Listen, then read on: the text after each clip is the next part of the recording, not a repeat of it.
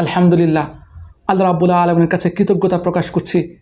আল কোরআনের ধারাবাহিক তাফসিরে আল্লাহ রাব্বুল আলামিন আমাকে পবিত্র কোরআনের সবচেয়ে বড় সূরা সূরাতুল বাকারা সমাপ্ত করে পবিত্র কোরআনের তৃতীয় সূরা সূরা আল ইমরান শুরু করার তৌফিক দান করছেন বলে। সূরা আল ইমরান পবিত্র কোরআনের তৃতীয় সূরা।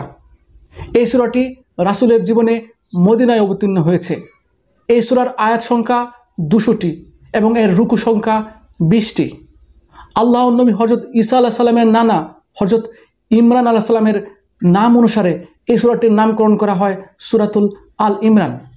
আমরা যখন ধারাবাহিকভাবে এই সূরার আলোচনায় প্রবেশ করব, তখন আমরা এই সূরার 1 থেকে 6 নম্বর আয়াতে পাবো আল্লাহর পক্ষ থেকে এই কিতাব নাজিলের ঘোষণা। 7 থেকে 9 নম্বর আয়াতে পাবো আল কোরআনের আয়াতগুলোর প্রকারভেদ, পাশাপাশি আল কোরআন থেকে কারা উপদেশ গ্রহণ করবে আর কারা উপদেশ গ্রহণ করবে না। 10 থেকে 12 নম্বর আয়াতে পাবো আল্লাহর অস্বীকারীদের পরিণতি। 13 থেকে 18 নম্বর আয়াতে আমরা পাবো আল্লাহর পথে সংগ্রামকারী মুত্তাকিও জ্ঞানীদের গুণাবলী। 19 থেকে 20 নম্বর আয়াতে পাবো সমস্ত নবীদের দিন ছিল ইসলাম, জীবন ব্যবস্থা ছিল ইসলাম। 21 থেকে 25 নম্বর আয়াতে পাবো ইহুদিদের সীমা লঙ্ঘনের ধারণা। 26 থেকে 32 নম্বর আয়াতে পাবো আল্লাহর সার্বভৌমত্বের ঘোষণা। পাশাপাশি আমরা আরও পাবো মুমিনদের চলার পথের কথা। 33 থেকে 63 নম্বর আয়াতে পাবো হযরত ঈসা আলাইহিস সালামের মা মরিয়ম আলাইহিস সালামের জন্ম, লালন পালনের ইতিবৃত্ত। পাশাপাশি আরও পাবো ঈসা আলাইহিস সালামের জন্ম, তার আহ্বান, মুজিজা এবং বনী ইসরায়েলের হঠকারিতা। 64 থেকে 80 নম্বর আয়াতে পাবো ইহুদি ও খ্রিস্টানদের প্রতি নসিহত এবং তাদের বিচ্যুতির কথা।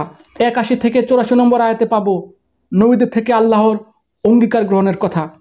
85 থেকে 91 নম্বর আয়াতে পাবো ইসলাম ছাড়া অন্য কোনো মতবাদ আল্লাহ গ্রহণ করবে না। 92 নম্বর আয়াতে পাবো কোন ধরনের দান থেকে আমরা পুণ্য অর্জন করতে পারবো। 93 থেকে 101 পর্যন্ত আয়াতে পাবো ইহুদিদের অনুসরণ না করার কথা এবং মুমিনদের প্রতি আল্লাহর বিভিন্ন উপদেশ। 102 থেকে 115 নম্বর আয়াতে পাবো মুসলিম উম্মার দায়িত্ব কর্তব্য সম্পর্কে আলোচনা। 116 থেকে 120 নম্বর আয়াতে পাবো কাফিরদের সঙ্গে মুমিনদের আচরণ সম্পর্কে।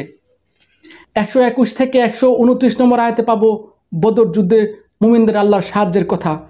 130 থেকে 132 নম্বর আয়াতে পাবো মুমিনদের সুদ গ্রহণের নিষেধাজ্ঞা সম্পর্কে। 133 থেকে 138 নম্বর আয়াতে পাবো মুমিনদের অর্জনীয় মহত্তম গুণাবলী সম্পর্কে ধারণা। 139 থেকে 189 নম্বর আয়াতে পাবো উহুদ যুদ্ধের পর্যালোচনা।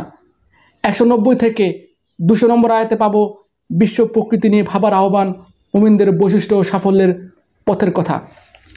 আমি ইনশাল্লাহ ধারাবাহিকভাবে আল্লাহ পাক যদি তৌফিক দান করেন সূরা আল ইমরানের প্রতিটি আয়াত আপনাদের সামনে উপস্থাপন করার চেষ্টা করব। আমার সাথে থাকুন এবং কোরআনের আলোয় আলোকিত হন, এই প্রত্যাশায় আজ শেষ করছি। ধন্যবাদ।